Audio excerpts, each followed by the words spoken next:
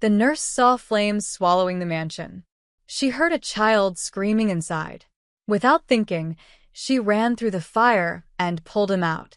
What she didn't know, the boy's father was the most feared mafia boss in the city, and he wasn't letting her leave. The gas gauge had been flashing red for the last 10 miles, but Clara Evans couldn't afford to stop. Not tonight.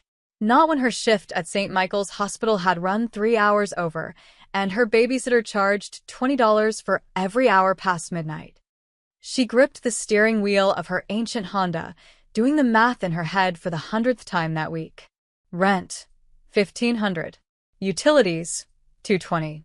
Mia's asthma medication, $340. Her daughter's 6th birthday was in 2 weeks, and Clara had exactly $73 in her checking account. The road stretched dark and empty through the outskirts of the city, lined with iron gates and tall hedges that hid the mansions of people who never had to choose between gas and groceries. Clara cranked down the window. The air conditioning had died last summer, and let the October wind whip through her hair. That's when she saw it. Orange light, angry and alive, clawing at the night sky. Clara's foot hit the brake before her mind could process what she was seeing. Through the ornate gates of a sprawling estate, flames devoured a 3-story mansion, spitting smoke into the darkness. The fire roared with a sound like 1,000 voices screaming. She should keep driving. She should call 911 and let someone else handle it. She'd been a nurse for 8 years, and the first rule of emergency response was clear: don't become a victim yourself. But then she heard it. A child scream, high and terrified, cutting through the fire's roar. Clara's hands moved on their own. She yanked the wheel, her tires screeching as she swerved through the open gates. The circular driveway was empty, no cars, no people, no fire trucks. How was that possible? A house this size, this expensive, and no one had called for help. She slammed the car into park and ran. The heat hit her like a wall, but she didn't stop. Her scrubs, stained with coffee and a 12-year-old's nosebleed from the ER, were soaked with sweat before she reached the front door. It hung open, smoke pouring out like a toxic waterfall. "Hello," she screamed. "Is anyone there?" The child's cry came again, weaker now, from somewhere on the 2nd floor. Clara ripped off her cardigan, pressed it against her nose and mouth, and plunged inside. The entryway was chaos. Flames consumed the walls, racing up curtains that probably cost more than her car. A crystal chandelier swayed overhead, groaning against its chain. The smoke was so thick she could barely see 3 feet ahead. "Keep crying, baby," she shouted. "Let me hear you." A whimper, faint and desperate, guided her to the grand staircase. The marble steps were already cracking from the heat, and the banister blazed like a torch. Clara took them 2 at a time, her lungs burning, her eyes streaming. The 2nd floor hallway was an inferno. Doorways gaped like mouths breathing fire. Clara followed the sound of sobbing to a bedroom at the end of the hall, where a small figure huddled in the corner, trapped between a burning bed and a wall of flames. He couldn't have been more than 8 years old. Dark hair, olive skin, expensive pajamas, and eyes wide with terror. "I've got you," Clara gasped, dropping to her knees beside him. She wrapped him in her wet cardigan and pulled him against her chest. "Close your eyes. Don't look. Just hold on to me." Behind them, something exploded, a window, a beam. She didn't know and didn't care. The boy locked his thin arms around her neck as she ran. The staircase was collapsing. Clara could see it happening in slow motion, marble splitting, with splintering, the entire structure folding in on itself like a house of cards. She didn't think. She just jumped. They hit the entryway floor hard, Clara twisting at the last second to take the impact. Pain shot through her shoulder, but she kept moving, half running, half crawling, dragging the boy toward the open door. The night air had never tasted so sweet. Clara collapsed on the lawn 50 feet from the house, the boy still clutched in her arms. She could hear sirens now, distant but getting closer. Her vision swam. Smoke inhalation. Her clinical mind noted distantly. Second-degree burns on her hands. Possible concussion. The boy was coughing, crying, but alive. "You're okay," she whispered, though she wasn't sure if she was talking to him or herself. "You're okay now." Headlights flooded the driveway, so bright Clara had to close her eyes. Car doors slammed. Footsteps thundered toward them, lots of them running. "Leo," a man's voice roared, raw with panic and rage. Lie. Strong hands lifted the boy from her arms. Clara tried to protest, tried to hold on, but her body wouldn't obey anymore. She was so tired. "Boss, there's a woman. Is he breathing? Is my son breathing?" "Yes, sir, but—" "Then deal with her." Now. Through her blurring vision, Clara saw him. Tall, broad-shouldered, dressed in a black suit despite the late hour. He knelt on the grass, cradling the boy, Leo, with a gentleness that contradicted everything about his hard face and harder eyes. Those eyes found hers across the smoke-stained lawn. For one moment, the feared Mafia patriarch Damien Moretti looked at the exhausted nurse in coffee-stained scrubs, and something shifted in his expression. Not gratitude. Not yet. Something deeper and more dangerous. Recognition. Like he was seeing something he'd lost and found again in the same breath. Then Clara's world went black. Clara's lungs were on fire.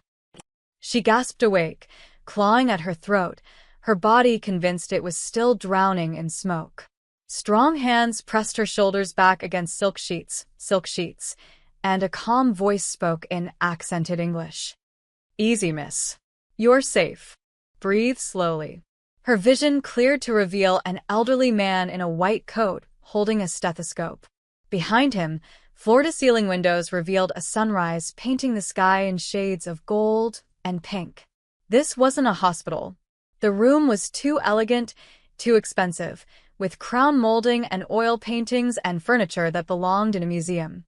"Where?" Her voice came out as a croak. "Where am I?" "The Moretti estate," the doctor said, as if that explained everything. "You collapsed from smoke inhalation.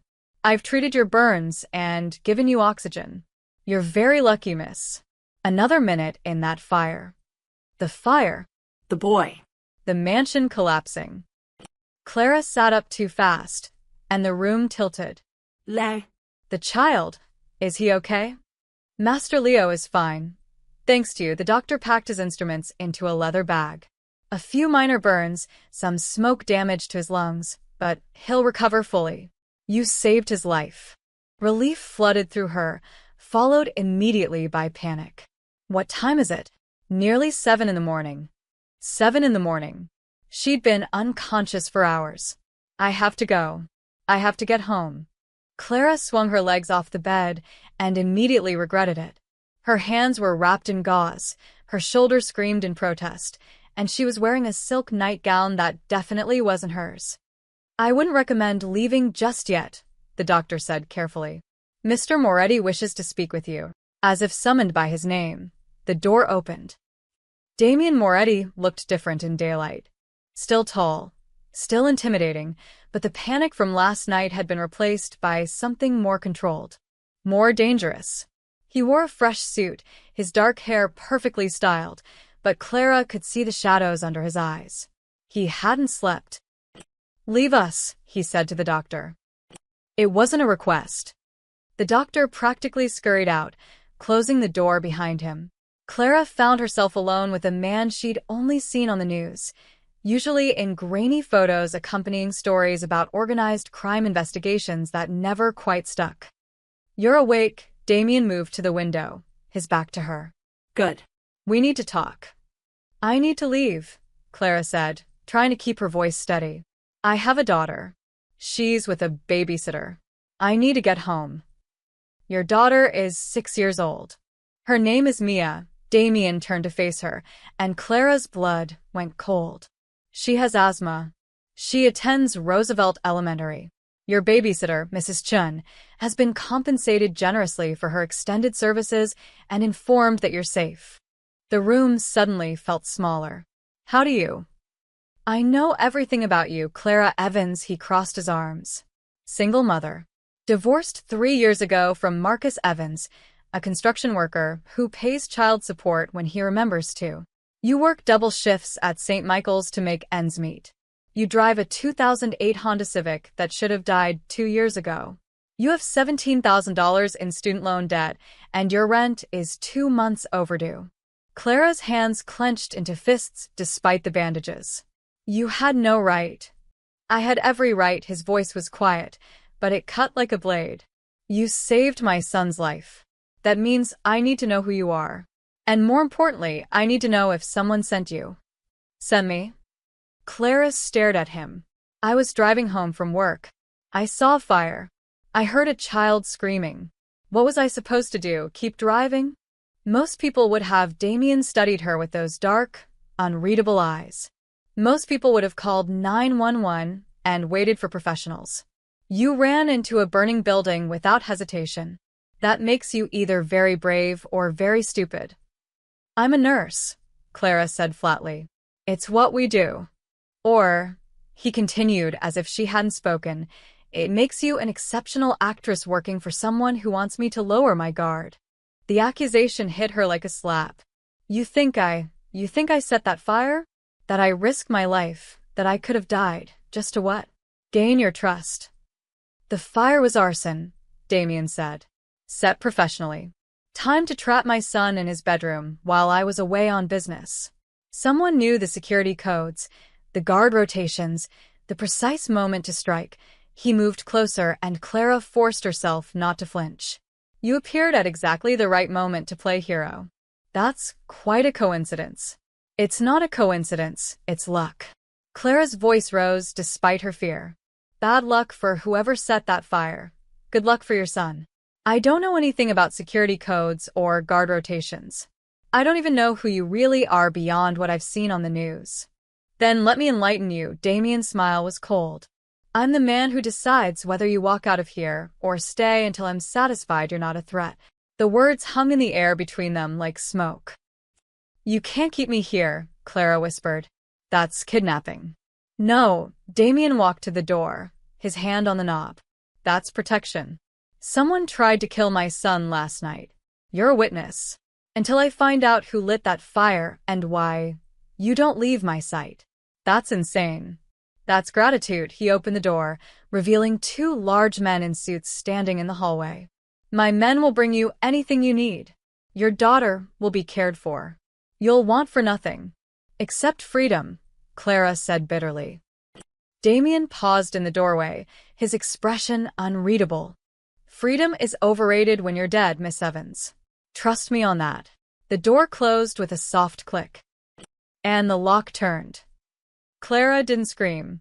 She didn't pound on the door, or throw things, or collapse into tears, though every instinct told her to do all 3. Instead, she walked to the window and tested it. Locked. Of course.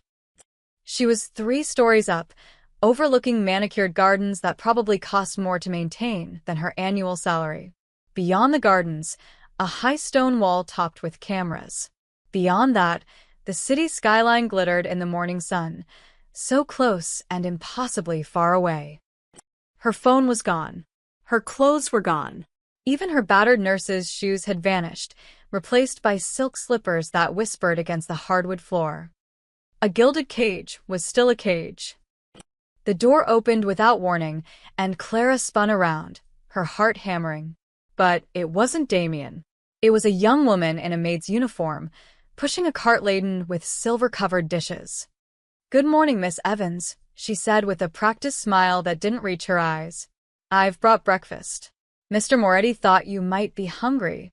I need to make a phone call, Clara said. Please. Just let me call my daughter. The maid's smile flickered. I'm sorry. I have orders. I don't care about orders.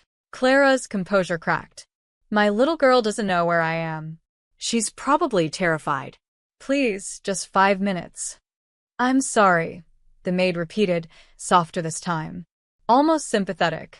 She set the food on a table and hurried out, the lock clicking behind her. Clara stared at the breakfast spread. Eggs Benedict, fresh fruit, pastries that looked like they'd been imported from Paris. Her stomach growled traitorously. She hadn't eaten since yesterday afternoon, a vending machine sandwich between patients. She ate mechanically, tasting nothing, her mind racing. Think like a nurse, she told herself. Assess the situation. Find the exits. After breakfast, she explored her prison more thoroughly. The bedroom connected to a marble bathroom stocked with expensive toiletries. The closet held women's clothing in her exact size, designer labels she recognized from magazine covers. Dresses, slacks, sweaters, all tasteful and expensive and completely wrong. She chose the simplest outfit she could find, black pants and a white blouse, and tried the door again. Still locked. Hours crawled by. Clara paced, sat, paced again. She tried to imagine what Mrs. Chun had told Mia. Mommy had to work late, but how long would that excuse work? A day? 2 days? What happened when Mia asked why Mommy wasn't answering her phone? Late afternoon sunlight slanted through the windows when the lock turned again. Clara stood, ready to demand her release, but it wasn't a maid this time. It was Leo. The boy stood in the doorway, clutching a piece of paper, his other hand held by one of Damien's guards. He looked small in fresh pajamas, his dark hair damp from a recent bath. Small bandages covered burns on his arms. Master Leo wanted to see you, the guard said gruffly. 5 minutes. Leo approached slowly, shy now that Clara wasn't carrying him through fire. He held out the paper, a crayon drawing of 3 stick figures. One tall with dark hair, one small, one with Clara's curly hair. Labels underneath in a child's handwriting. Dad, me, Clara. I made this for you, Leo said quietly. Papa says you saved my life. Clara's throat tightened. She knelt to his level despite the pain in her shoulder. How are you feeling, sweetheart? My arms hurt. But Dr. Russo says I'll be okay. He looked at her with eyes too solemn for a child. Papa says you're staying here now. Are you? Clara didn't know how to answer that. I don't know, Leo. I hope you do. He leaned forward and hugged her, careful of her bandaged hands. It gets lonely here. The guard cleared his throat. Time's up, Master Leo. As they led him away, Leo turned back. Thank you for coming into the fire. Nobody's ever been that brave for me before. The door locked again, and Clara pressed her forehead against the cool wood, fighting tears. This wasn't just about her anymore. That little boy had lost his mother to a fire, Damien's wife. She remembered from news reports years ago. And now he'd nearly died the same way. No wonder Damien was paranoid. But that didn't give him the right to imprison her. Dinner arrived on another silver tray. Then the sun set, and the room grew dark. Clara refused to turn on the lights, sitting by the window and watching the city glow in the distance. Somewhere out there, Mia was going to bed without a goodnight kiss. Without a bedtime story. Without her mother. The lock turned a 3rd time, and Clara didn't bother standing. I'm not hungry. That's not why I'm here. Damien's voice. Clara turned to find him silhouetted in the doorway, jacket gone, tie loosened. He looked exhausted. My son asked me to give you this. He held out a cell phone. You have 10 minutes to call your daughter. Supervised. And, if you say anything about your location. Clara snatched the phone before he could finish. Her hands shook as she dialed Mrs. Chen's number. Hello. Mrs. Chen, it's Clara. Can I talk to Mia? Please. Mommy. Mia's voice burst through the speaker, and Clara's eyes flooded. Where are you? Mrs. Chen said you had to help sick people, but you always call. I know, baby. I'm so sorry. Clara turned away from Damien, curling around the phone like it was the only thing keeping her alive. I'm still at the hospital, but I wanted to hear your voice. Are you being good? I drew a picture at school. It's us at the beach. Can we go to the beach for my birthday? Clara closed her eyes. We'll see, sweetheart. I love you so much. Be good for Mrs. Chun, okay? Okay. Love you, Mommy. The call ended, and Clara stood there holding the dead phone, trembling. Thank you, she whispered without looking at him. Don't thank me. Damien's voice was rough. Thank Leo. He wouldn't stop asking, he paused. Your daughter will be cared for. I've arranged for a better babysitter, enrolled her in a program that covers her medical expenses. I don't want your money. Clara spun to face him.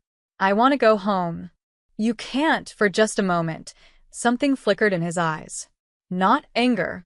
Something closer to regret. Not yet. Someone tried to murder my child, Miss Evans. Until I know you're not involved, and until I know you're not a target yourself, you stay here. A target? Why would I be a target? Because, Damien said quietly, whoever set that fire knows you pulled Leo out. And if they wanted my son dead badly enough to burn down my house, they won't leave loose ends. He left, and the lock turned. Clara sank onto the bed, Leo's drawing clutched in her burned hands, and finally let herself cry. 3 days passed in the golden cage. Clara developed a routine because the alternative was madness. Morning stretches by the window. Breakfast she barely touched. Hours of pacing and planning escapes that would never work. Lunch. More pacing. Dinner. Sleep that came in fits and starts, interrupted by dreams of smoke and flames and Mia's voice calling for her. Leo visited every afternoon, always escorted by guards, always clutching new drawings or books he wanted to share. He talked about school, tutors came to the house, and his collection of toy cars and how the chef would make anything he asked for. He never mentioned his mother. On the 4th day, something changed. Clara was picking at lunch when Damien appeared in the doorway. No guards this time. No threatening presence. He looked almost uncertain, which was somehow more unsettling than his usual cold control. Walk with me, he said. It wasn't a request, but it wasn't quite an order either. Clara stood warily. Where? The gardens. You've been inside for days. Leo thinks you need fresh air, he paused. I agree. The gardens were stunning, roses and jasmine, fountains and stone pathways winding through perfectly trimmed hedges. But Clara barely noticed the beauty. She was too focused on the armed men stationed at every corner, the cameras tracking their movement, the walls that seemed to grow higher with every step. They walked in silence for several minutes before Damien spoke. My wife died in a fire. Clara stopped walking. She'd known that, vaguely, from old news reports. But hearing it from him was different. Elena, his voice was carefully neutral. 7 years ago. She was upstairs when it started. I was in my office downstairs, and by the time I realized what was happening, he stared at a white rose, not quite seeing it. The smoke was too thick. The stairs were gone. I stood there while she screamed my name, and I couldn't move. I just froze.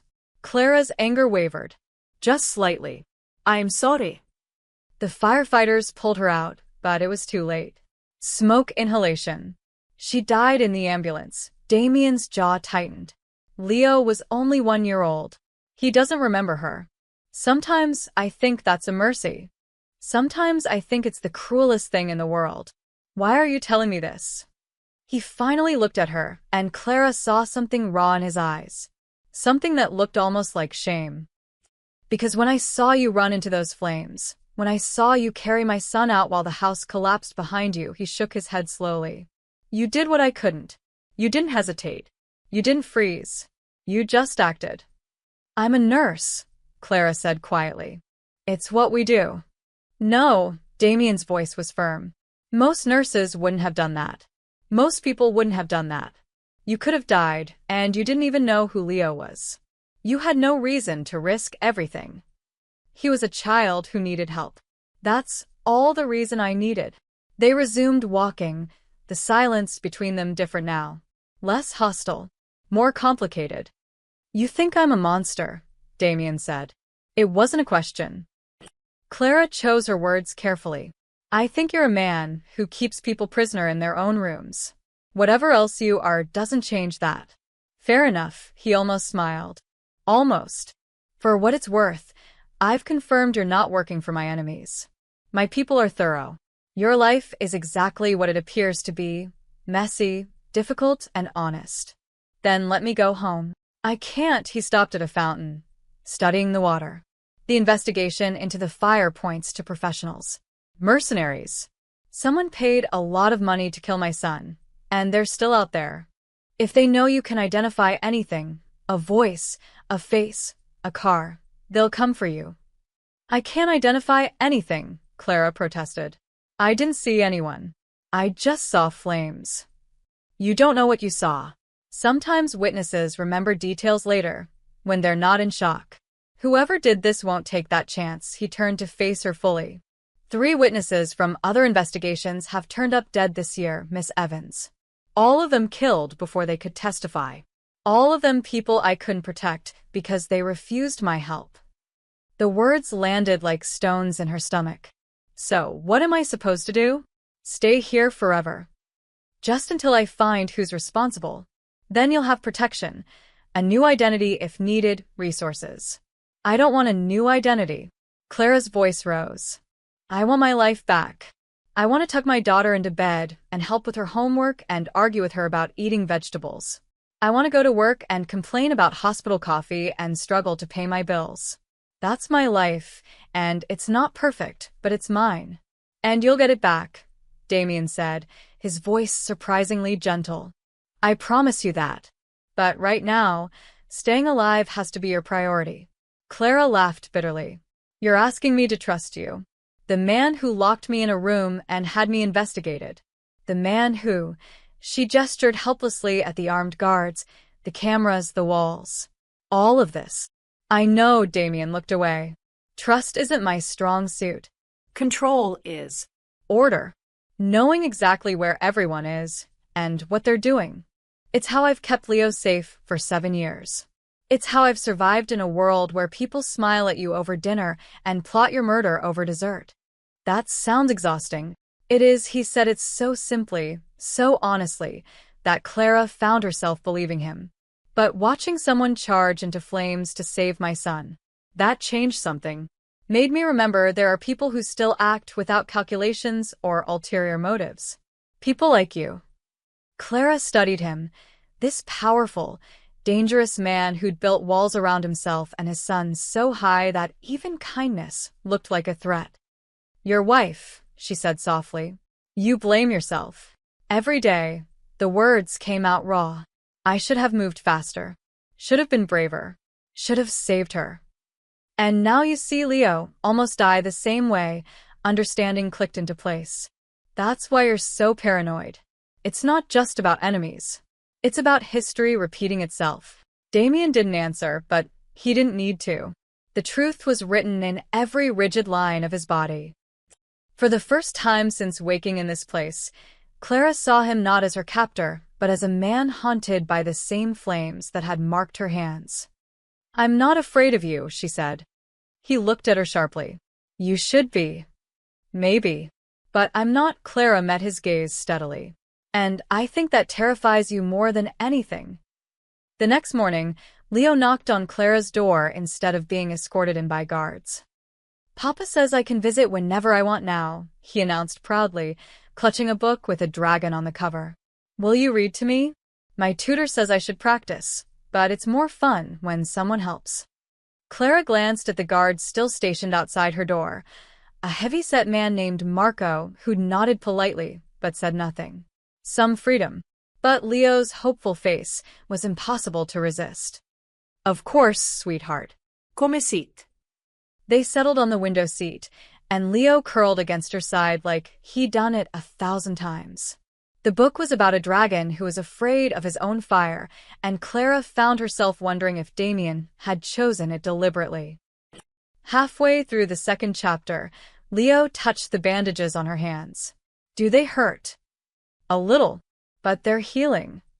Mine too. He showed her his arms, where the burns were fading to pink. Dr. Russo says we'll both have scars. We can match. Battle scars, Clara said, making her voice light. We're pretty tough, huh? The toughest. Leo grinned, then grew serious.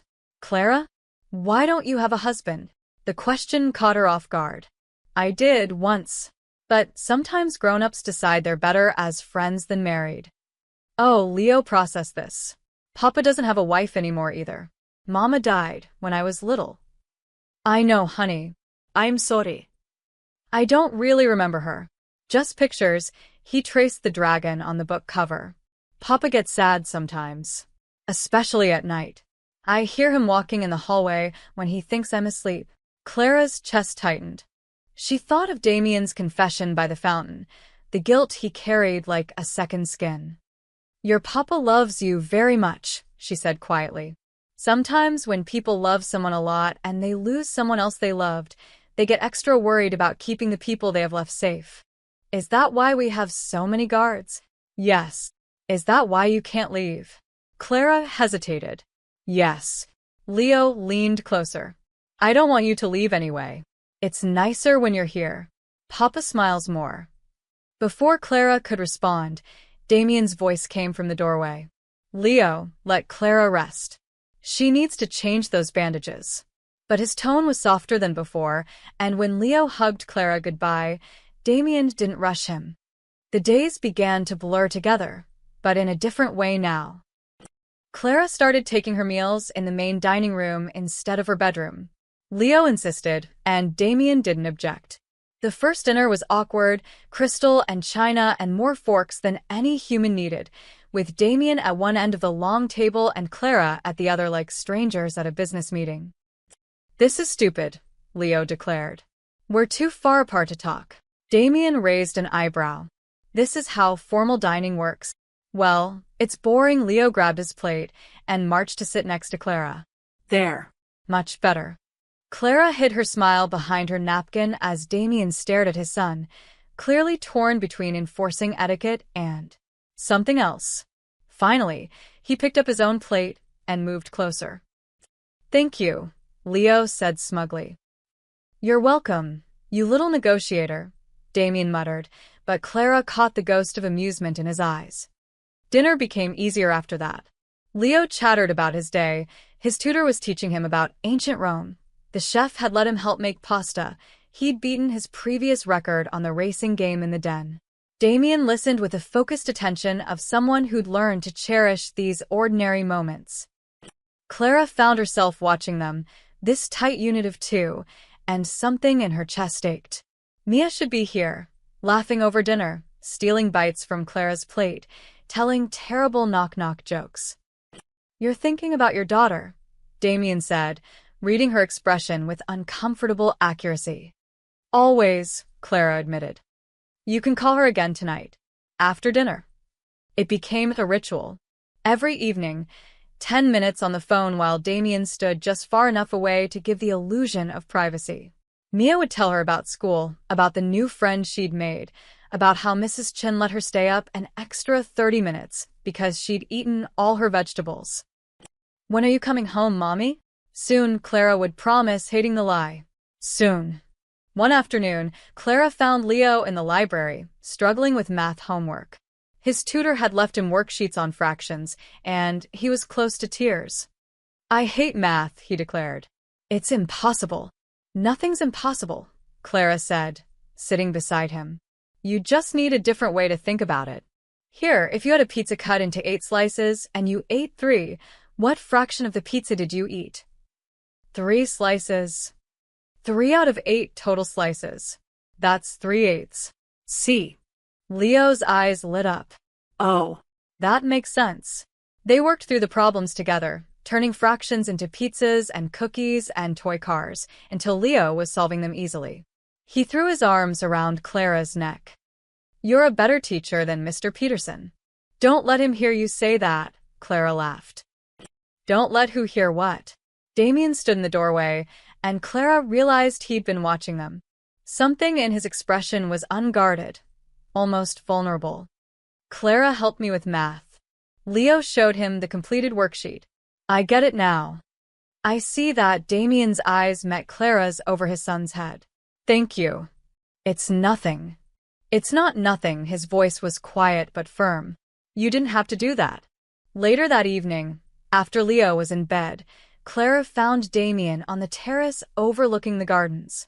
She'd been given more freedom now, allowed to roam the house, though the main gates remained firmly locked. He's a good kid, she said, joining him at the railing. He is. Despite everything, Damien handed her a glass of wine. You're good with him. I'm a mom. It comes with the territory. Not all mothers are like you, he said it matter-of-factly, and Clara wondered what his own mother had been like. Leo's happy when you're around. I haven't seen him this relaxed since before the fire? Since before his mother died. Damien took a long drink. You make this house feel different. Less like a fortress. More like a home. Clara didn't know what to say to that. They stood in comfortable silence, watching the sunset paint the gardens in shades of amber and rose. Rico thinks I'm getting soft, Damien said suddenly. Rico? My consigliera. My right hand. He's been warning me that the men are noticing changes. Damien's smile was slight but genuine. I told him maybe they should notice. Maybe soft isn't the worst thing to be. Clara turned to look at him, this complicated man who'd imprisoned her and protected her in the same breath. That might be the sanest thing I've heard you say. He laughed, actually laughed, and the sound transformed his entire face. For just a moment, he looked younger, lighter, like a man who remembered joy. Don't get used to it, he said. Sanity isn't really my style. But as Clara headed back inside, she caught him smiling at his wine glass, and she realized something had shifted between them. Something neither of them had planned, and both of them were starting to depend on. The news broke on a Tuesday morning. Clara was helping Leo build a fort out of couch cushions in the living room when Marco rushed in, his expression tight. Boss needs to see you. Now. The tone sent ice through Clara's veins. What's wrong? Just come with me.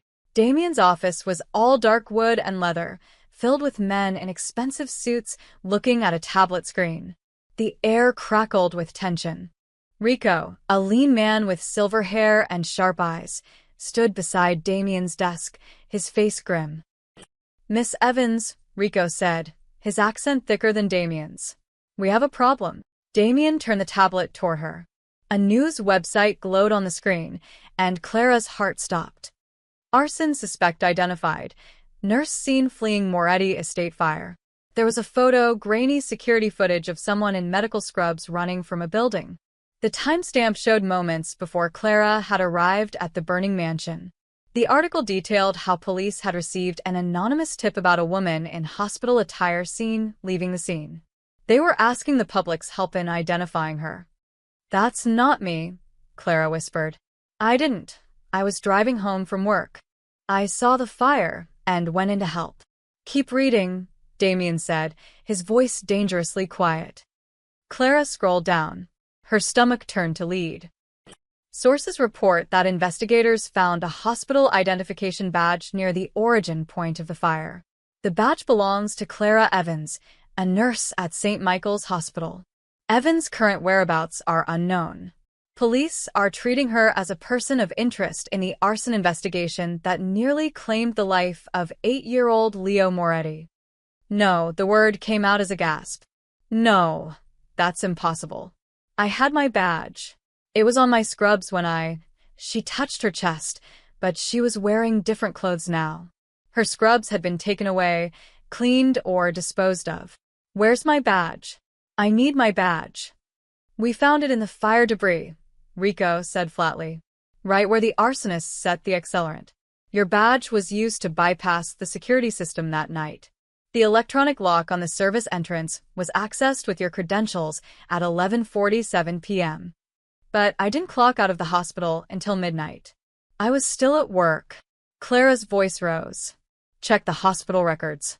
Check the cameras. I was finishing paperwork in the ER. There are witnesses. We're checking everything, Damien said, but his eyes had gone cold again. That distance she'd seen the first day was back, and it terrified her more than any threat. But someone clearly wants the police to think you're involved. Or maybe she is involved, Rico said, crossing his arms. Convenient timing. Convenient rescue. Now she's inside your home, boss, with full access to Leo. Shut up, Rico, Damien snapped, but Clara could see the doubt creeping into his expression. You can't actually believe this, Clara said, her voice shaking. You investigated me. You said yourself I'm not working for anyone. This is a setup. Then who set you up? Rico demanded. And why? A single mother with no connections to our world, no gambling debts, no criminal record. Why would anyone frame you specifically? Clara had no answer. Her mind raced, trying to make sense of something senseless. Maybe they chose someone random. Someone who worked at the hospital near the estate. Someone who… There's more, Damien interrupted. He pulled up another screen. A bank statement. This morning, $50,000 was deposited into your checking account. The transfer came from an offshore account we can't trace. The room tilted. What? That's not… I didn't. The police have this information too, Rico said. They're building a case. Single mother, drowning in debt, suddenly gets a massive cash payment and a child nearly dies. How do you think that looks? Like I'm being framed, Clara shouted. How can you not see that? Someone is setting me up to… She stopped, the realization hitting her like a punch. To make you doubt me. To make you think I'm a threat. Why would they do that? Damien asked, but there was something in his voice. A crack in the doubt. Because I'm getting close to Leo. Because Clara gestured helplessly between them. We were starting to trust each other. Maybe someone wants to destroy that. Maybe someone wants you paranoid and isolated, so focused on enemies inside your home that you can't see the real threat. Silence fell. The men exchanged glances. Finally, Rico spoke. Or maybe you're exactly as good an actress as we feared. Get out, Damien said quietly. Clara blinked. What? Everyone out. I need to think. The men filed out, Rico shooting Clara a suspicious glare. She stood frozen, watching Damien's back as he stared out the window at his fortified paradise. Damien, she said softly. Please. You know me. These past weeks. I don't know you, he didn't turn around. I thought I was starting to, but maybe that's exactly what someone wanted. Maybe Rico's right. Maybe I've gone soft. Don't do this, Clara moved closer, desperate. Don't let them win. Whoever planted that evidence, whoever set this up, they want you to push me away. They want you alone and afraid, and… You don't understand what it's like, Damien interrupted, his voice rough. To second-guess every smile, every kindness, every person who gets close. I've survived this long by trusting no one inch. Except that's not surviving, Clara said. That's just existing. And it's exactly what killed your wife. Not the fire, the fear. You froze because you'd trained yourself not to trust your instincts, not to act without calculating every angle. You've taught yourself that everyone is a threat. He finally turned to face her, and she saw the war raging behind his eyes. Want versus fear. Hope versus survival. Did they pay you? He asked, and the question came out almost pleading, like he wanted her to confess just so he could stop fighting himself. Did someone offer you money to play hero, to get close to my son, to make me lower my guard? Clara felt something break inside her chest. After everything, the conversations, the dinners, the moments of genuine connection, he still couldn't take that final leap of faith. You'd rather believe a lie than the truth staring at you, she said, echoing his own words back to him. I ran into fire for a child I didn't know. I've spent weeks trapped here, away from my daughter, because you asked me to trust that you'd keep me safe. And now, when someone tries to destroy me, you choose to believe them instead. I don't know what to believe, Damien admitted. Yes, you do, Clara's voice broke. You just don't have the courage to believe it. She walked to the door, her bandaged hands trembling. I want to leave. Right now. I'd rather take my chances with whoever's out there than stay in a cage with someone who'll never trust me. Clara. Let me go, Damien. Please. Just let me go. For a long moment he said nothing. Then, so quietly she almost missed it. Fine. The word felt like a door slamming shut. Clara was escorted to her room to collect her things, except she had no things. Everything she'd arrived in was gone. Everything she'd worn these past weeks belonged to Damien. She changed into the simplest outfit she could find, her movements mechanical. The bandages on her hands caught on the fabric, a reminder of the night that had destroyed her life. A knock on the door. Marco entered, holding a manila envelope. "From the boss," he said, his expression unreadable. "Cash, a new phone, and a card for a hotel downtown. 3 nights paid." He says. He says to be careful. Clara took the envelope without a word. Blood money. Guilt money. She wanted to throw it in his face, but she had $17 in a checking account that now held $50,000 she'd never asked for and couldn't touch without looking guilty. She tucked the envelope in her pocket. The walk to the front gate felt eternal. Guards watched her pass, their faces impassive. The mansion that had felt like a prison now felt like something else, something she was losing before she'd ever really had it. Leo was waiting at the bottom of the grand staircase. "You're leaving?" His voice was small, confused. "But Papa said you were staying to keep safe," he said. "Things changed, sweetheart." Clara knelt, ignoring the pain in her shoulder, and pulled him into a hug. "You be good, okay? Keep practicing your math. Keep reading those dragon books. But when will you come back?" Clara's throat closed. "I don't know. Is it because of the news?" "Papa was watching it this morning. He got really angry." Leo clutched her shirt. "They said bad things about you, but they're lying, right? You saved me. You wouldn't hurt anyone." "No, honey. I wouldn't." She pulled back to look at his face, memorizing it. "You remember that, okay? No matter what anyone says." "Leo, let her go." Damien's voice came from the top of the stairs. He descended slowly, his face an impassive mask. "Say goodbye." "I don't want to say goodbye." Leo's eyes filled with tears. "Tell her to stay, Papa. Tell her." "It's not that simple." "Yes, it is." Leo spun to face his father, his small body shaking with rage. "You always say you keep me safe, but you're making Clara leave. She's the only one who came into the fire. She's the only one who wasn't scared." The words hit Damien like a physical blow. Clara saw him flinch, saw the old guilt rise like a ghost. "Leo, that's enough," he said quietly. "It's not enough.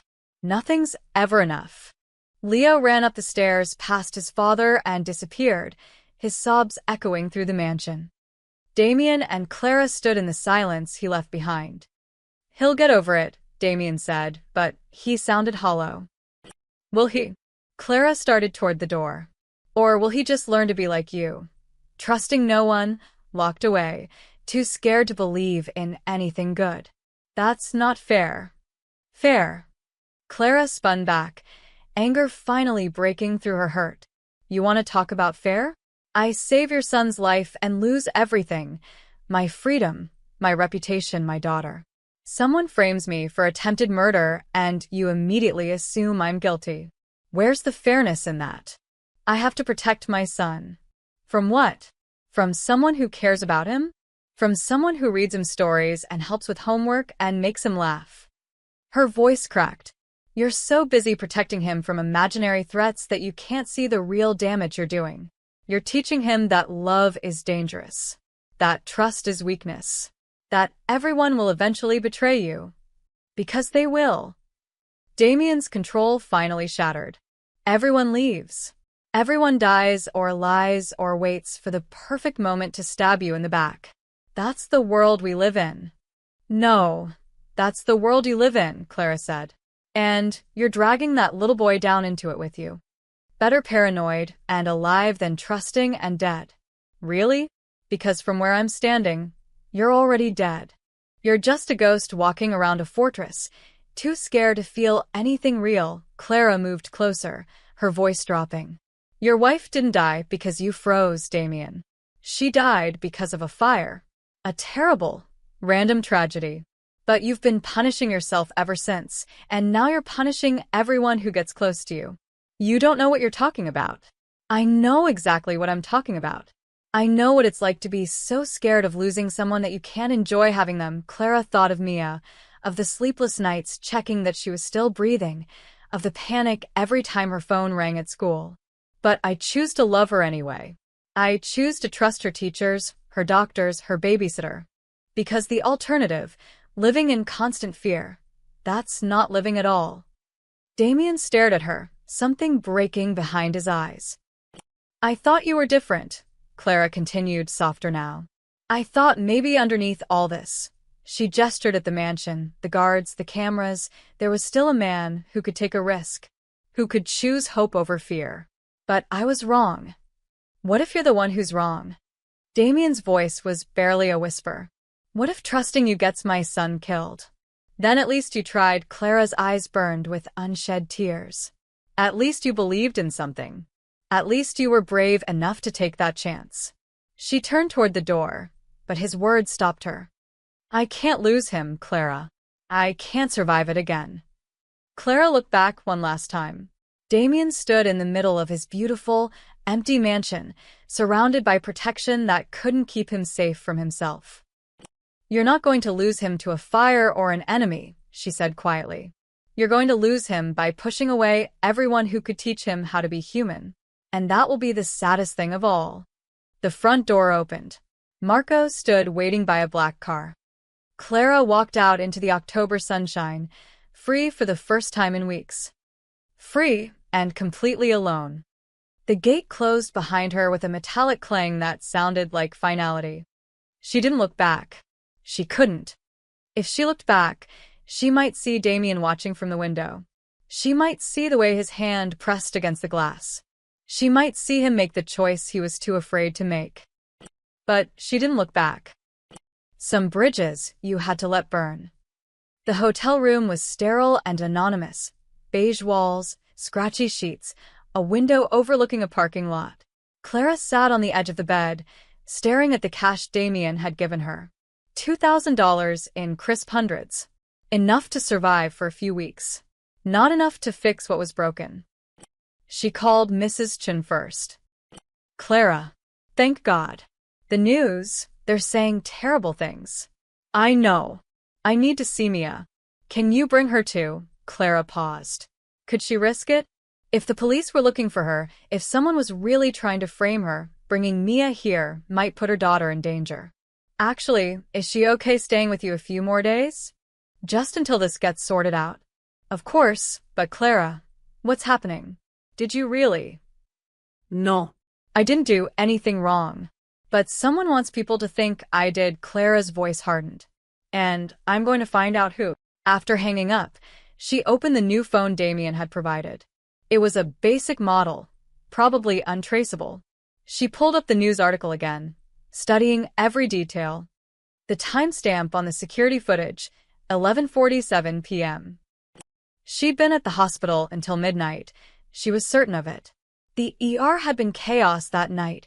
A car accident victim, a kid with a broken arm, an elderly woman having a heart attack. She'd stayed late finishing paperwork. There had to be proof. Clara grabbed the hotel notepad and started making notes. Hospital security footage. Her time card. Coworkers who'd seen her. She needed evidence, but going back to St. Michael's meant risking arrest. Her phone buzzed. An unknown number. Clara stared at it, her heart racing. Finally, she answered. Hello. Miss Evans. Rico's voice was cold. Don't hang up. Why would you call me? Because the boss is making a mistake, and I'm the one who has to clean it up. Rico sighed. I didn't believe you. I still don't, entirely. But I believe in protecting what's mine, and right now, you're a loose end that could destroy this family. I'm not trying to destroy anyone. I know. That's the problem. Rico's tone shifted slightly. I've been in this business 30 years, Miss Evans. I can spot a liar at 50 paces. And you? You're either the world's greatest actress, or you're exactly what you appear to be, an unlucky woman in the wrong place at the wrong time. Clara gripped the phone tighter. Then help me prove it. I'm trying. I've been going through surveillance footage from the estate. 3 vehicles visited the property the day of the fire, all registered to shell companies. One of them belongs to Luciano Ferro. Who's that? Someone who used to be an ally. Someone who's been making moves to take over territory the boss controls. Rico paused. Someone who benefits greatly if Damien Moretti appears weak, paranoid, and distracted. Clara's mind raced. The fire was meant to kill Leo, but when it failed, someone pivoted.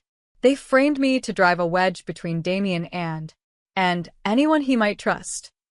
Smart woman Rico almost sounded impressed. Pharaoh's men were at the estate 6 hours before the fire.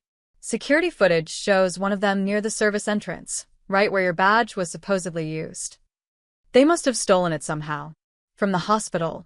Or Clara froze. Wait. 3 weeks ago, someone broke into my locker at work. I reported it, but nothing was missing. At least, I thought nothing was missing. Did you check if your badge was taken and returned? No, Clara felt sick. I used it every day. I would have noticed if it was gone for more than a few hours. Long enough to clone it, Rico said. These aren't amateurs, Miss Evans. They planned this carefully. Why are you telling me this? Rico was quiet for a moment. Because I've watched Damien Moretti survive hell for 7 years. I've seen him build walls so high even I can't reach him sometimes. And then you showed up and did something I thought was impossible. You made him remember what it's like to be human. Clara's throat tightened. He doesn't believe that anymore. He will. Once I give him proof, Rico's voice turned businesslike. I found the guard who let Pharaoh's men in. He's been on Pharaoh's payroll for 6 months. Right now, he's in my basement, and he's very eager to talk. Clara didn't want to think about what that meant. What did he say? That Pharaoh paid him to disable the fire alarms and plant accelerant in strategic locations. That Pharaoh wanted to send a message, hurt Damien where it matters most.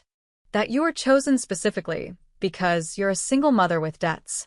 Easy to frame. Easy to discredit. Rico's anger bled through his controlled tone.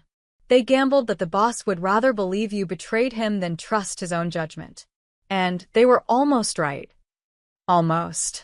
The boss may be paranoid, Miss Evans, but he's not stupid.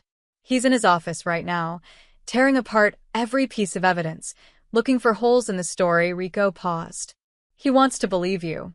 He's just terrified of being wrong. Clara closed her eyes. So what now? Now I finished the investigation. I have men tracking the offshore account that deposited money in your name. It'll lead back to Pharaoh, I guarantee it. I have the guard's confession on tape. And I have security footage showing Pharaoh's men at the estate with timestamps that match your hospital shift. That's enough to clear me? It's enough to prove you were framed. Whether it's enough to convince a man who's spent 7 years trusting no one. Rico exhaled. That's a different question. I don't need him to trust me, Clara said, surprised by the truth of it. I just need my name cleared so I can go home to my daughter. You're lying. Clara opened her mouth to protest, but Rico cut her off. You care about him. About Leo. I saw it these past weeks. You weren't acting. Nobody's that good. His voice softened, just barely. And for what it's worth, they care about you too. Leo hasn't stopped crying since you left. And the boss. I've never seen him look so lost. Clara's resolve wavered. That's not my problem anymore. Isn't it? Rico asked. You told him he was too scared to take a risk. But what about you, Miss Evans? Are you brave enough to give him a second chance? The line went dead. Clara sat in the silence of her hotel room, Rico's question echoing in her mind. She thought of Damien's face when he'd asked if she'd been paid to betray him. The fear and hope warring in his eyes. The way he'd looked when he said fine, knowing he was watching her walk away. She thought of Leo's tears, his small arms around her neck, his drawing of 3 stick figures. And she thought of herself, teaching Mia to be brave, to trust, to love without guarantees. Outside, the sun set over the city, painting the sky in shades of fire and gold. Clara stood and grabbed her jacket.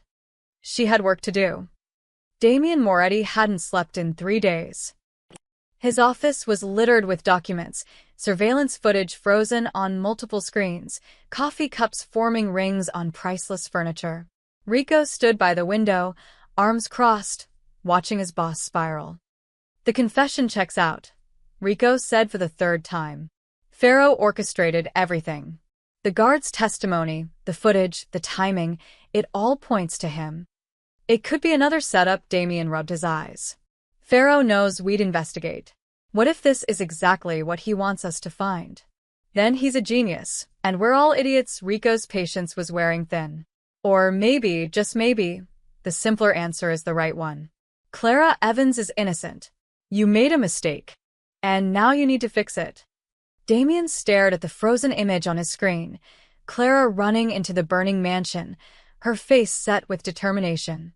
He'd watched this footage 100 times, looking for hesitation, calculation, any sign of deception. There was none. There never had been. Leo won't eat, Rico continued quietly. He stays in his room, refuses his tutor. He asked me yesterday if you were going to send him away too. The words hit like a bullet. What? He thinks everyone leaves eventually. His mother. Now Clara. He's waiting to see who's next. Rico moved closer. You wanted to protect him, boss. But you're breaking his heart. Damien's hands clenched into fists. Set up a meeting with Pharaoh. What? You heard me. Today. Now. His office at the docks. Damien stood, his decision made. Tell him I want to discuss a truce. Rico's eyes widened. You're walking into his territory to what exactly? Kill him? That starts a war we're not ready for. I'm not going to kill him. Damien's smile was cold and sharp. I'm going to end him, without firing a single shot. How? Damien pulled a folder from his desk drawer. He'd been compiling it for months. Suspicious transactions, offshore accounts, connections to politicians and police. Pharaoh had been sloppy, arrogant, thinking himself untouchable. The same way he tried to end me, Damien said. By making him destroy himself. Pharaoh's waterfront office was all chrome and glass, modern luxury with a view of the harbor. Guards flanked the entrance, but they let Damien pass. Pharaoh was too confident to fear a meeting in his own territory. Luciano Pharaoh sat behind his desk like a king on a throne. Mid-50s, silver hair slicked back, a smile that didn't reach his eyes. Damien. What an unexpected pleasure. Pharaoh gestured to a chair. I heard about your troubles. Terrible business, that fire. And to think, the woman who saved your boy turned out to be the one who tried to kill him. The irony. Damien remained standing. Cut the act, Luciano. We both know Clara Evans had nothing to do with that fire. Do we? Pharaoh's smile widened. The evidence seems quite compelling. Hospital badge at the scene, money in her account, motive and opportunity. Poor woman. I hear the police are building quite a case. They were. Until my people found your guard. The one who confessed to everything. Pharaoh's smile didn't falter, but something flickered in his eyes. Confessions obtained under duress are inadmissible, Damien. You know that. Good thing I don't need a courtroom. Damien placed the folder on Pharaoh's desk. I need headlines. Pharaoh opened the folder, and for the first time, his composure cracked. Page after page of transactions, photographs, recorded conversations. Evidence of tax fraud, money laundering, bribes to city officials. Years of careful corruption laid bare. You've gone soft, Damien, Pharaoh said, but his voice had lost its confidence. That nurse made you forget who you are. Made you forget the rules of this game. No, Damien leaned forward, his voice deadly quiet. She reminded me who I used to be. Before the fear. Before the paranoia. Before I let people like you convince me that the only way to survive is to trust no 1 inch. Trust gets you killed. Living like this kills you slower, Damien interrupted. A little more each day, until you're nothing but a ghost in an expensive suit, surrounded by people who'd sell you out for the right price. Like your guard did. Like your accountant will when the FBI comes knocking. Pharaoh's jaw tightened. You wouldn't dare. I already did. Damien checked his watch. Anonymous tip went to the FBI's Financial Crimes Division 20 minutes ago. They're probably getting their war right now. And, before you think about running, I've frozen your offshore accounts. All of them. That's impossible. I have better hackers than you have security, Damien straightened. Your assets are locked. Your allies are getting subpoenas. And the media, well, they love a good corruption story. Especially one involving arson and attempted murder of a child. Pharaoh stood abruptly, his chair scraping back. You think you can destroy me with paperwork? I built this empire with blood. And I'm taking it apart with truth, Damien said. Because you wanted to see who I've become? Look closely, Luciano. I'm a man who doesn't need a gun anymore. A man who learned that real power isn't making people fear you, it's making them irrelevant. Sirens wailed in the distance, growing closer. Pharaoh's face went white. You brought them here? To my office. I told you. I'm done playing by the old rules. Damien walked to the door, then paused. You tried to kill my son to prove I was weak. You framed an innocent woman to make me doubt myself. You thought breaking me would be easy. I should have killed you when I had the chance, Pharaoh snarled. You never had a chance, Damien's voice was ice. Because I'm not the man I was 7 years ago, frozen and afraid. I'm not the man I was 3 weeks ago, so paranoid I couldn't see truth when it saved my son's life. I'm someone new, someone better, someone soft, Pharaoh spat. No, Damien smiled, and it was genuine. Someone who finally learned the difference between strength and cruelty. Someone who figured out that the biggest risk isn't trusting the wrong person, it's never trusting anyone at all. The siren stopped outside. Car doors slammed. Footsteps thundered up the stairs. The fire's out, Luciano, Damien said quietly. And you're the one who's burning.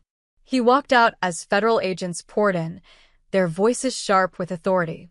Pharaoh's shouts followed him down the hallway, but Damien didn't look back.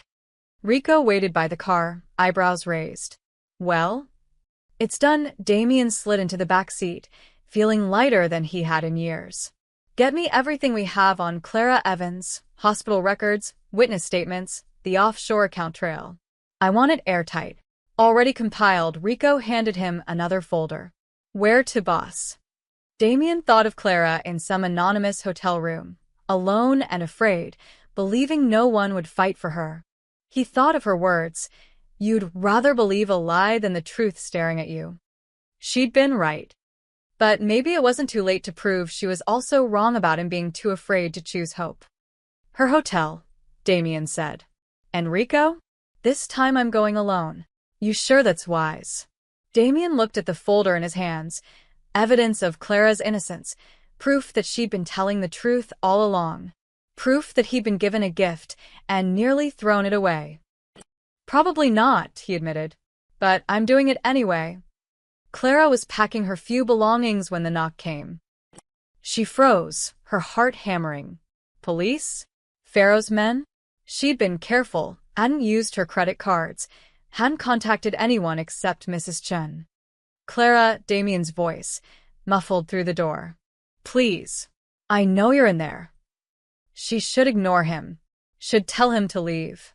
Should protect what little remained of her dignity and heart. Instead, she opened the door. Damien stood in the hallway alone.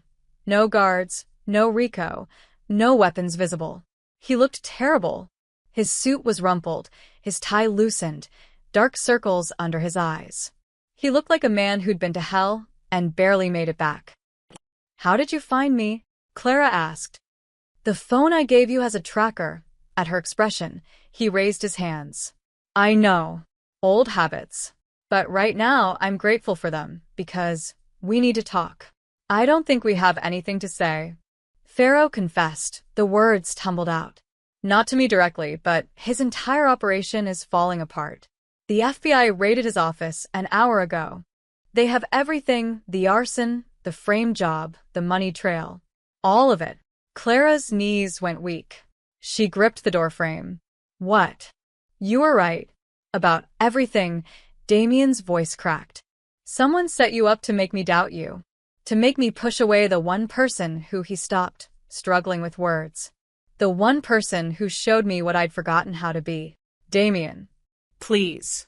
Let me finish. He pulled out a folder. This is every piece of evidence clearing your name. Hospital security footage showing you at work when your badge was used at my estate. Testimony from the guard Pharaoh bribed.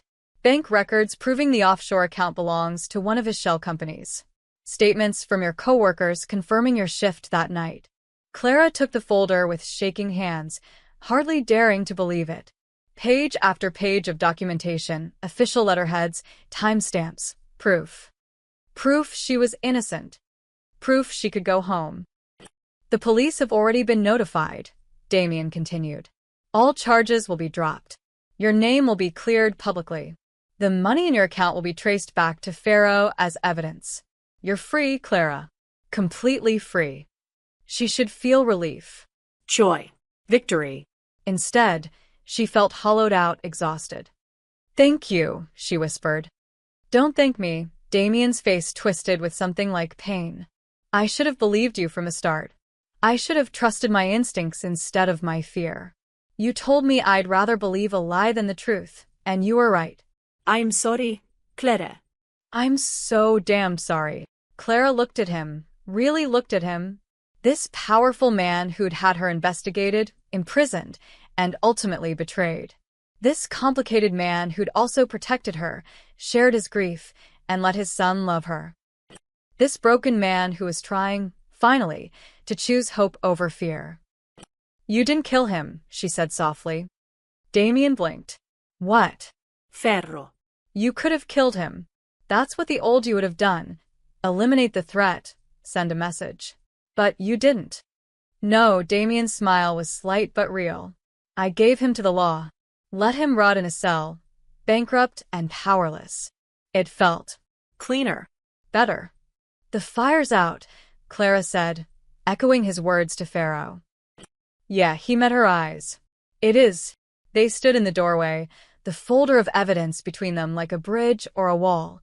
Clara couldn't tell which. What happens now? She asked.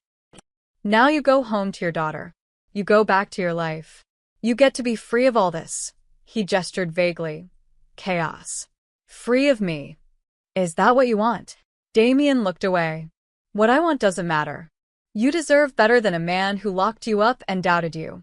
You deserve someone who trusts easily, who doesn't see threats in every shadow, who can give you a normal life. I'm a single mother working double shifts to pay rent, Clara said.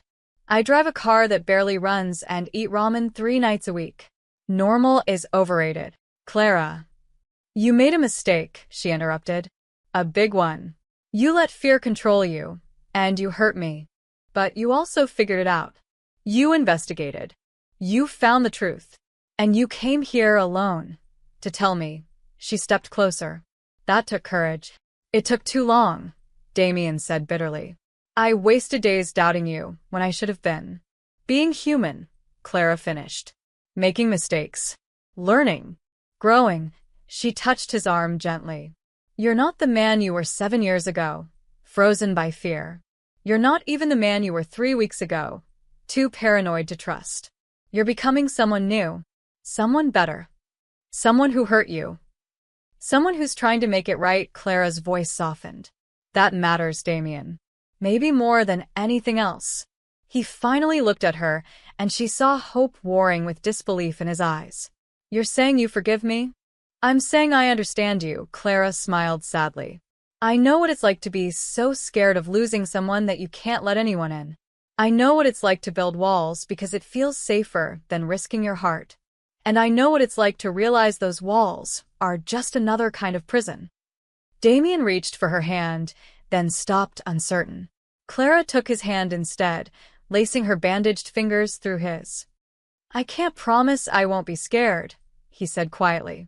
I can't promise I won't sometimes doubt or worry or try to control things I can't control. I'm not asking for perfect, Clara said. I'm asking for honest. For trying. For being brave enough to keep choosing hope even when fear makes more sense. I don't deserve you. Probably not, Clara's smile widened.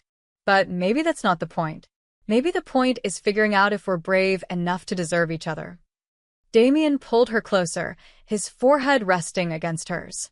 For the record, you're the bravest person I've ever met. For the record, you're getting there. He laughed, that same genuine sound she'd heard on the terrace, the sound of a man remembering joy. Then he sobered. Leo's been asking for you. Every day. Every hour, Damien's voice roughened. He thinks you left because of him. Clara's heart clenched. I would never. I know. But he's 8. He doesn't understand why people leave, only that they do. Damien met her eyes. Would you come back? Not to the house, not to the cage. Just come see him? Let him know you're okay? Of course, Clara didn't hesitate. When? Now. Damien asked hopefully. I can drive you.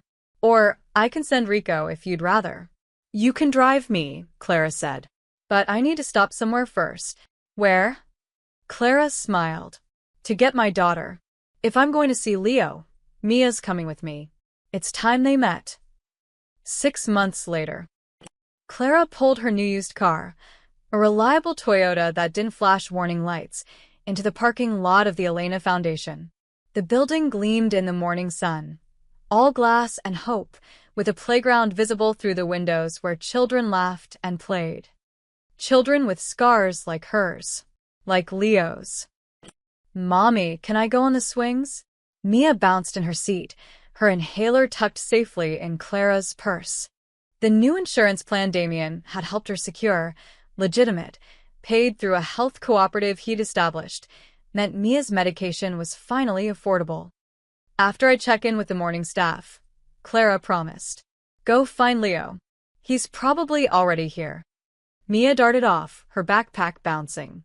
She and Leo had become inseparable over the past months, partners in crime, building pillow forts at the estate on weekends, teaching each other playground games, arguing over whose turn it was to pick the movie.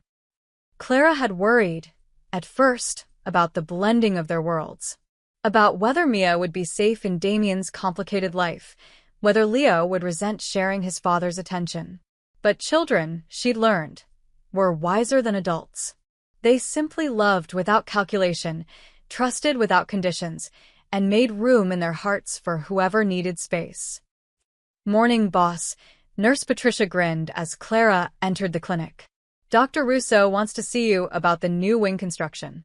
And there's a reporter from the Times waiting in your office, something about the Foundation's 6-month anniversary.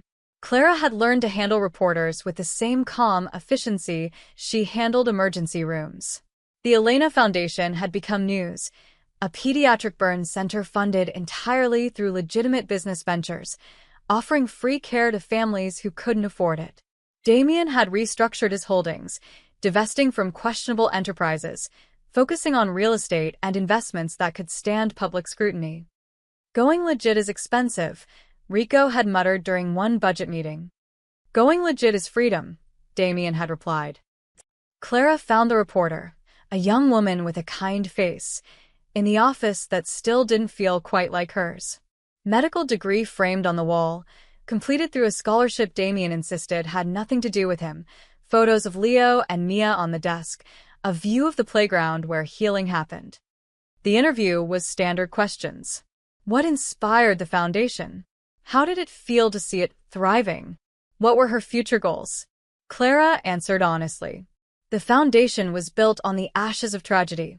Elena's death, Leo's near-death, her own scars from running into flames. But it transformed that pain into purpose.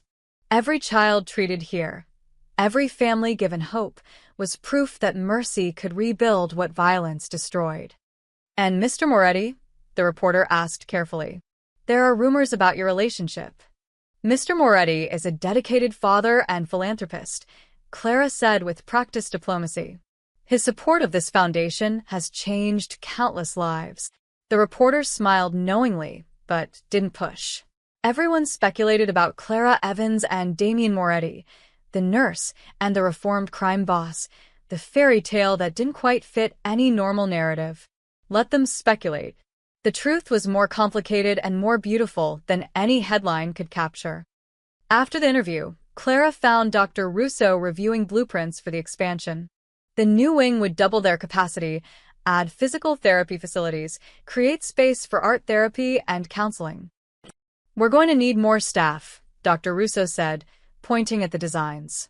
At least 5 more nurses, 2 more doctors, 3 therapists.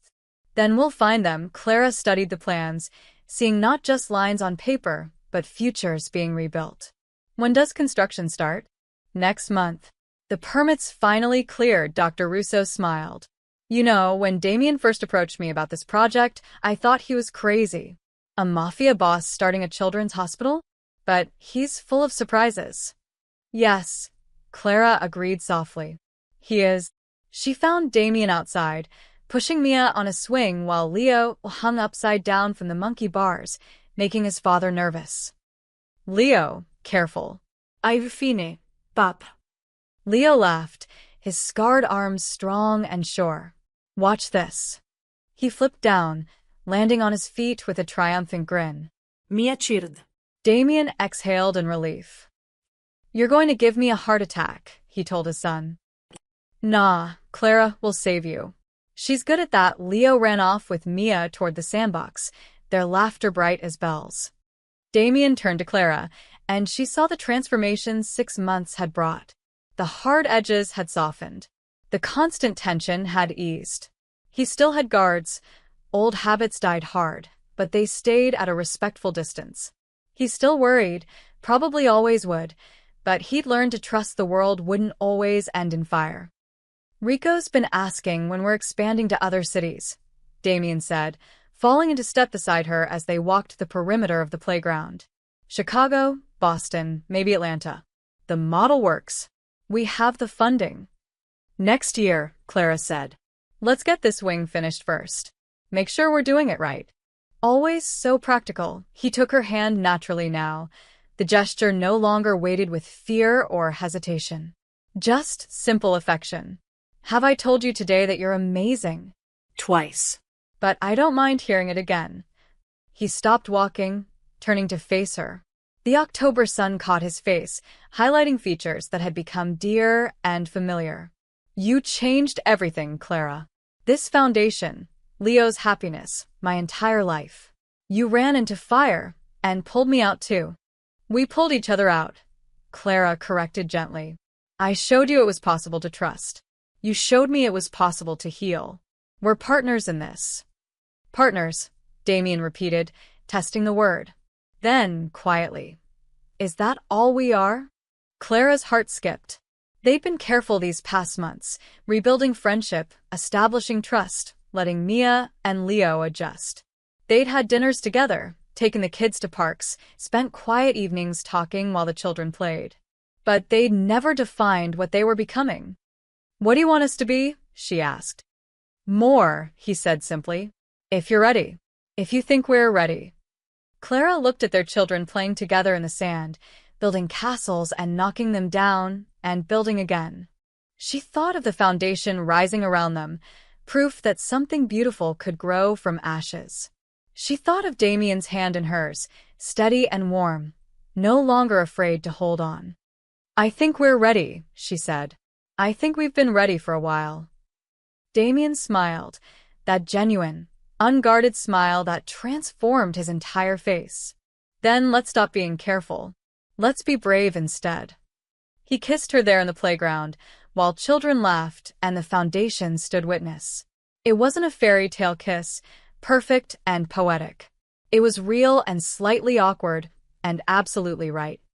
When they pulled apart, Leo was cheering and Mia was making exaggerated gagging sounds that couldn't hide her grin. About time, Rico called from his post near the gate, shaking his head. The boss finally learned something. Damien laughed, pulling Clara closer. What's that? That the best things in life are worth the risk. Clara rested her head on his shoulder, watching their children play in the shadow of the foundation that bore his late wife's name. Elena would have approved, she thought. Would have wanted this. Leo happy, Damien healing, good rising from grief. Thank you, Clara whispered. For what? For choosing hope. For being brave enough to try.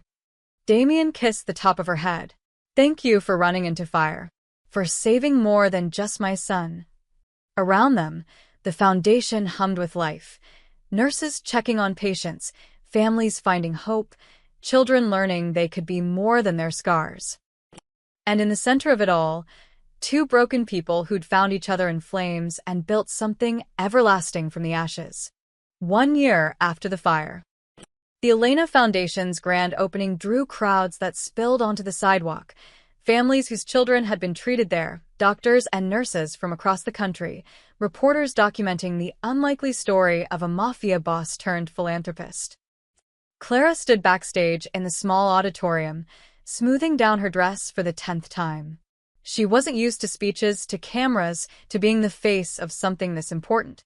She was used to 12-hour shifts and coffee-stained scrubs and the quiet satisfaction of helping one patient at a time. "You're going to be great." Damien appeared beside her, looking uncomfortably formal in his tailored suit. Leo and Mia flanked him, both dressed up and squirming with excitement. "What if I forget what to say?" Clara asked. "Then you'll remember why we built this place," Damien said, "and the words will come." The ceremony was everything Clara had dreamed and nothing she'd expected. The mayor spoke about community investment. Dr. Russo explained the medical innovations they'd implemented. A mother whose daughter had been their first patient talked about hope and healing, her voice breaking with gratitude. Then it was Clara's turn. She walked to the podium, looking out at hundreds of faces. Somewhere in the crowd, Mrs. Chin waved. Her co-workers from St. Michael's sat together, beaming. And in the front row, Damien held Mia's hand while Leo gave her an encouraging thumbs up. "A year ago," Clara began, her voice steadier than she felt, "I was driving home from a double shift, worried about bills and babysitters and whether my car would make it another mile. I wasn't thinking about fate or destiny or any grand purpose. I was just tired." She paused, gathering courage. "Then I saw flames. And I heard a child screaming. And in that moment, I had a choice. Keep driving and let someone else handle it, or do what terrified me and run toward the fire." The audience was silent, listening. It shows fear. Not because I was brave, but because I'm a mother and a nurse, and some instincts run deeper than fear. I ran into that burning mansion and pulled out a little boy named Leo. And in doing so, I pulled out something else, a future I never could have imagined. Clara's eyes found Damien's. He was watching her with an expression that made her heart full. This foundation exists because of that choice. Because Leo's father, Damien Moretti, looked at the woman who saved his son and saw more than a witness or a liability. He saw a possibility, a chance to transform pain into purpose, tragedy into hope, fear into something revolutionary, trust. A few people in the audience murmured. Everyone knew the story, or versions of it. The fire, the frame-up, the redemption. The Elena Foundation is named for Damien's late wife, who died in a fire 7 years ago. It's built from grief and guilt and the determination to make sure no family has to face what they faced, helplessness in the face of flames, medical bills they can't afford, scars that mark their children as different. Clara gestured to the building around them. Every child treated here receives care regardless of their family's ability to pay. Every family receives counseling, support, resources. Every scar tells a story, and we help write the next chapter, the one about healing. She looked at Leo, who smiled brightly despite the small scars still visible on his arms. We're all marked by fire in some way. Burns on our skin, losses in our hearts, fears that freeze us when we should move. But we don't have to let those flames define us. We can let them refine us instead. The audience applauded, but Clara held up her hand. She wasn't finished. "Before we open the doors, I want to share something I found this morning." She pulled a note card from her pocket. "This was on my desk when I arrived." No signature. "Just a message." Clara read aloud. "You ran into fire. I ran out of darkness. DM." Her voice caught on the initials. She looked at Damien, who met her gaze with quiet intensity. "For a long time, I thought running into fire was the brave thing I did that night. But I've learned something over this past year. The real courage wasn't charging into flames to save a stranger's child. The real courage was choosing to stay, to trust someone who'd given me every reason to doubt him, to believe in a future that seemed impossible, to build something lasting from ashes and mercy." Clara folded the note carefully. This foundation is proof that even in our darkest moments, even when we're frozen by fear or burned by betrayal, we can choose hope. We can choose to rebuild. We can choose each other. The applause was thunderous now. People rose to their feet. Clara stepped away from the podium, her part finished, but Damien was suddenly there, Leo's hand in his. "Wait," Damien said into the microphone. The crowd quieted, curious. He looked at Clara, and she saw nervousness in his eyes. This man who'd faced down criminals and federal agents, nervous in front of a crowd about to make a simple speech. "Clara Evans ran into fire to save my son," he said. "She's right that the real courage came later, in choosing to trust, to stay, to believe in someone like me. But what she won't tell you is that she saved more than Leo that night." His voice grew stronger. "She saved me from a life of fear and isolation. She saved my son from growing up in a fortress instead of a home. She took a man who saw enemies everywhere and taught him to see possibilities instead. And she did it all while being an incredible mother, a brilliant nurse, and the strongest person I've ever known." Damien pulled a small box from his pocket, and Clara's breath caught. "Clara," he said, dropping to one knee as the audience gasped, "I'm done being careful. I'm done calculating risks. I'm chosen brave." Will you marry me?" The world narrowed to just his face, his hope, his love. "Yes," Clara whispered, then louder, "Yes." He slid the ring onto her finger, simple, elegant, perfect, and kissed her while the crowd erupted in cheers. Leo jumped up and down, and Mia screamed with joy, and Rico stood at the back of the auditorium shaking his head with a smile that said, "Finally." When they pulled apart, Damien whispered, "Thank you for running into my fire. Thank you for running out of your darkness," Clara whispered back. Later, as the sun set and the celebration continued inside, Clara found herself alone on the foundation's front steps. The building glowed behind her, every window lit, every room alive with laughter and hope. She looked down at her hands, at the faint scars that remained from that night. Battle scars, she'd told Leo. Proof they'd survived. A single crimson rose appeared beside her, placed by Damien's quiet hand. He sat down, Leo and Mia trailing behind to join them. "Look what we built," he said softly, staring at the foundation. "Look what we're building," Clara corrected, taking his hand. Below them, the city lights flickered on, one by one, pushing back the darkness.